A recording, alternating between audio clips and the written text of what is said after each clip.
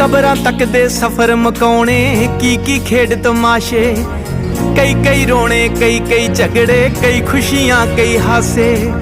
ਇਹ ਨਹੀਂ ਮਿਲਿਆ, ਉਹ ਨਹੀਂ ਮਿਲਿਆ, ਕਰਨੇ ਪਿੱਟ ਸਿਆਪੇ। ਦੁਨੀਆ ਤੇ ਭੇਜਣ ਵਾਲਾ ਬੰਦਿਆ, ਸੰਭੂ ਤੈਨੂੰ ਆਪੇ।